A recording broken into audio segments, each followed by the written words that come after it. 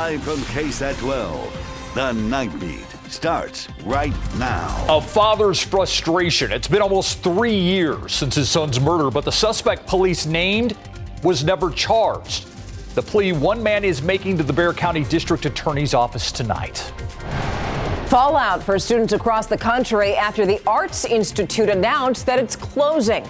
Tonight, we speak with students affected by the shutdown and the challenges they face next. But first, we're going to begin with this. That American soldier that crossed into North Korea illegally has been released back to the United States. And he's headed right to San Antonio. Private Travis King is expected to arrive at Brooke Army Medical Center tomorrow morning, 2 months after he abandoned a group that was touring the border between North and South Korea. A spokesperson for the King family says his mother could not be happier that her son is coming home. She's relieved. She's overjoyed. She got to hear her son's voice, and she was thrilled. And just cannot emphasize enough what an impressive accomplishment we think this is. So while King is going to be back on U.S. soil soon, his fate, though, still remains uncertain as the U.S. had previously declared him AWOL. Yeah, we're going to continue to follow this story both on air and online. Now, no charges and no answers. Robert Fluellen's family has waited nearly 3 years for justice in his murder. As the Night Team's Patty Santos explains, his father is asking the Bexar County District Attorney's Office to give this case a second look. My son's voice, all that's left, that he has. That's the voice of Robert Fluellen's father, Armando Rodriguez. The 23-year-old was shot and killed in November 2020. Almost 3 years later, no one's been charged. That's all we wanted is the process for an arrest, for jail. Helotes police named a suspect in the case they made for criminal negligent homicide. But Rodriguez says the district attorney's office told him in 2021 that there was not enough evidence for the case to move forward. If we could get somebody to relook at the case, somebody different from the DA's office.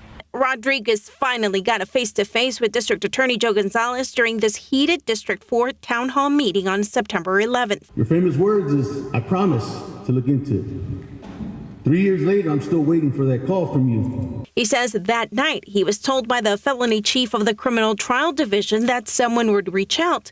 2 weeks later, he says he's still waiting. Yeah, the frustration comes from not having good communication with the DA, from no callback. We reached out to the DA's office about Fluellen's murder.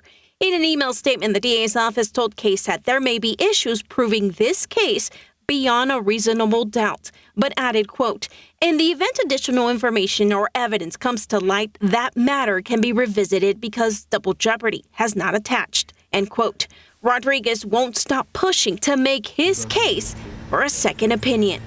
If another attorney looks at this case and gives you the same answer, will you stop?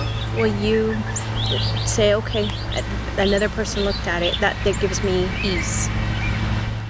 Perhaps.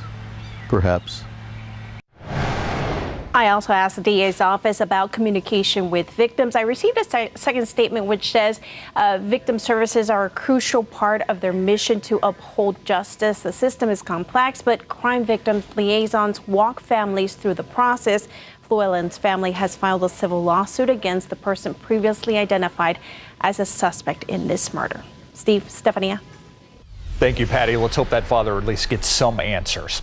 Well, one of the men charged in the deadly tractor-trailer smuggling incident on Quintana Road last year has pled guilty to multiple counts. He is Christian Martinez. He helped transport 53 migrants to San Antonio where they died, many of them in the back of that tractor-trailer. He's now facing up to life in prison. The U.S. Department of Justice says Martinez pled guilty to several felony counts, including transportation of the migrants resulting in death. Martinez is scheduled to be sentenced in January of 2024. A dog that attacked a man at his own home earlier this month has been euthanized. That dog, if you remember, bit the 46-year-old victim on his arms and stomach. That was back on September 5th. That happened outside of the victim's home in the 9500 block of Heidelberg Street after a neighbor let his dogs out. Two dogs, a male and female, got to the man after crawling under a fence. A judge ruled that the male dog be euthanized yesterday. That's the one we told you about. Now, the female dog has since been sterilized and returned to her owner. You still have a chance to speak with Bexar County's top leader about some of the issues you care about most. Judge Peter Sakai hosting 4 community conversations tomorrow night. You're invited to attend the 3rd meeting. It's happening at 5:30 at the Samsit David Moore Education Center. It's on Southwest 36th Street. You can read more about it on KSAT.com. So tomorrow marks the latest 100-degree day on record in San Antonio. We're not going to be 100, but we're going to keep our stretch of consecutive 90-plus degree days going in the days ahead. Low to mid-90s for high temperatures for the most part over the next 7 days. They're not changing much, but we do have some good news to report in terms of who got the rain, how much fell, and where. We'll break it down neighborhood by neighborhood and see if there's any more chances coming right up. Thank you, Adam. Coronavirus still making its presence felt here in Bexar County. Let's take a look at the latest case numbers. As of yesterday, health leaders reporting an increase of 1,114 new cases. No new COVID-related deaths, though, to report. Now, Texas is sending more National Guardsmen to El Paso to help with a group of migrants that are crossing the border. Officials say more than 600 troops have arrived in the last 96 hours. Now, previously, the city's mayor said that El Paso has reached its breaking point. Back in December, Governor Greg Abbott started sending Guard members to the border to deter migrants from crossing the Rio Grande. Republican candidates clashed in their second presidential debate this evening in California. It wrapped up just a few minutes ago. 7 candidates participated without a familiar face in attendance. Former President Donald Trump, who instead gave a speech to striking United Auto Workers in Detroit. Those 7 candidates debated on topics like fentanyl, inflation, the border, and crime, and wasted no time going after President Joe Biden and the current Republican frontrunner, former President Trump. Biden showed up on that picket line, but why are those workers actually there? It's because of all of the spending that he has pushed through in the economy that's raised the inflation. Donald Trump hides behind the walls of his golf clubs and won't show up here to answer questions like all the rest of us are up here to answer. He put $7 trillion on the debt. He should be in this room to answer those questions for the people you talk about who are suffering. The next Republican presidential debate slated for November 8th in Miami. While the same candidates have participated in each of the first 2 debates, the qualifications for the third one even tougher. The RNC says candidates must have at least 4% of the vote in several polls and at least 70,000 unique donors to earn a spot on the stage. So let's stay with politics. As the U.S. Senate goes ahead with its own approach to prevent a shutdown, House Speaker Kevin McCarthy back to square one. The GOP leader is asking hard-right Republicans to do something that they really don't want to do, and that is to pass a temporary measure to keep the government open. Today, President Joe Biden talked about what a government shutdown would actually mean. If we have a government shutdown, a lot of vital work in science and health could be impacted, from cancer research to food safety. So the American people need our Republican friends in the House of Representatives to do their job. Fund the government. So a House test vote is scheduled for Friday. That would be a day before the shutdown deadline. The House plan would cut spending by 8%, also toughen border security, while the Senate's plan would add $6 billion for Ukrainian aid and another $6 billion for U.S. disaster relief. And despite the looming government shutdown, the House Oversight Committee on track to host its first impeachment inquiry into President Joe Biden tomorrow.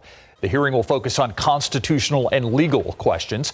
It comes about a month after the impeachment inquiry was announced by House Leader Kevin McCarthy.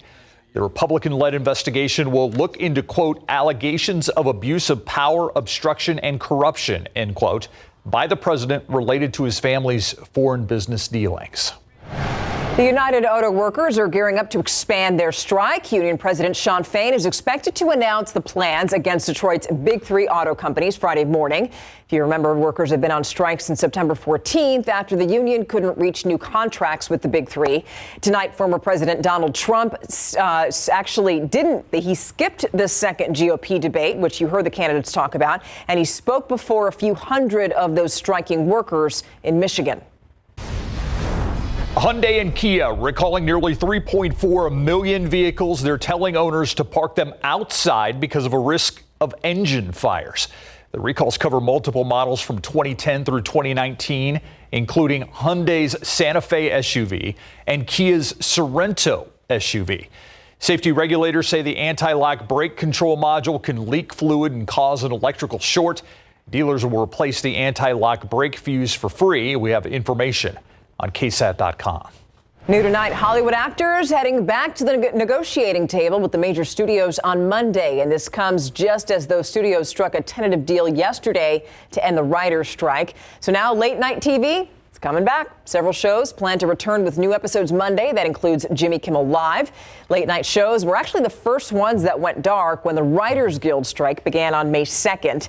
WGA members are going to vote to ratify the tentative deal next week.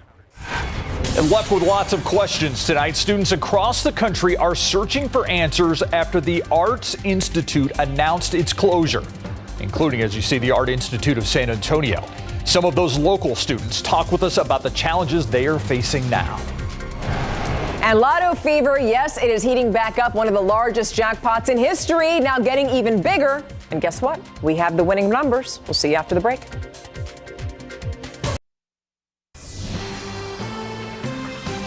Scrambling to find a new school. It's a problem facing hundreds of students at the Art Institutes, which closes its doors this week. Now, San Antonio is actually home to one of its 8 campuses. 2 of its current students spoke with the night team's John Paul Barajas about the potential setback. My heart just sank because it was so unreal, right? Because it made it almost feel like the last 3 years at that school was for nothing. Caleb Adams was set to graduate from the Art Institutes in January. Now he's among hundreds of students across the country worried about what's next because their college is closing. Like, I was shaking because I was so confused. It all just hit me at once that I don't know where to go from here. The Art Institute system says its 8 campuses will close September 30th. Students were notified via email on September 22nd, a little over a week in advance. A statement on their website says, quote, "We encourage you to complete your education at another school. The Art Institutes are working with numerous partners to facilitate student transfers." End quote. The fact that they only gave us 1 week, it's sketchy. It's sketchy. Students are being encouraged to order their transcripts to transfer schools, but there are questions about whether other schools will accept the credits they've earned from their for-profit college. It's enough of a loss and a setback that I would reconsider. Do you think that would be you kind of giving up on a potential dream because of the setback, or? Absolutely. The Art Institute has reportedly suffered from low enrollment since the pandemic. We called the Art Institute to ask about the decision to close. Hello, and thank you for calling the Art Institute of San Antonio. We've left 3 separate numbers voicemails. We also tried going in person, but doors were locked. Having to start over, it's probably one of the worst feelings, feel real sucky. John Paul Barajas, KSAT 12 News. The Art Institute system has struggled in recent years. The school lost its accreditation in 2015. The same year, it paid $95 million to settle fraud allegations. It closed nearly 20 other campuses in 2018. The U.S. Education Department says these final closures will affect 1,700 students across the country. On another note here, a lighter note, another day, another drawing. One of the largest lottery jackpots in history has grown, this time to $835 million after nobody won the grand prize. This was Monday night. So these are tonight's winning Powerball numbers. The jackpot has been building for months, and they are 47, 63, 1, 46, 7, and another 7. Now, winners usually are going to opt for the cash payout option, which in this case would come out to a cool $390 million. And yes, good luck, my friends. Absolutely. All right, let's go to the weather situation right now. And we are in desperate need of rain. Some people got it, but it was certainly not drought-busting rain today, though. No, but better than nothing, Absolutely. right? Of course. Yeah, we'll take it. Yeah, and not even drought-denting, really. But some of it did fall right over the aquifer recharge zone.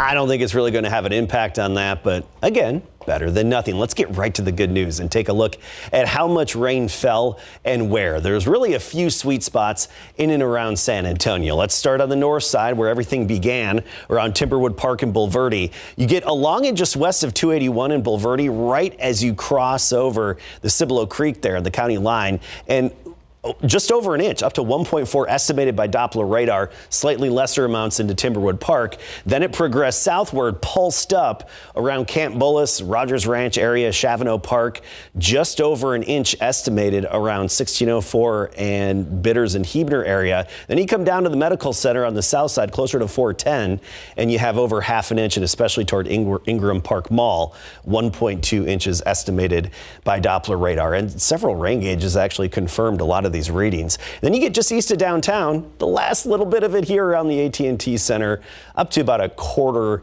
to 3/10 of an inch. There are a few flares in the data there. Frost Center. Frost Center now. You're right. We need to change that. Frost Center now. Times are changing in San Antonio. Welcome, Wemby, right? Yeah. All right, here's a great photo. I want to share this with you. This is a rain gauge from San Antonio, just under an inch of rain. Here's another good shot of a good rain shaft.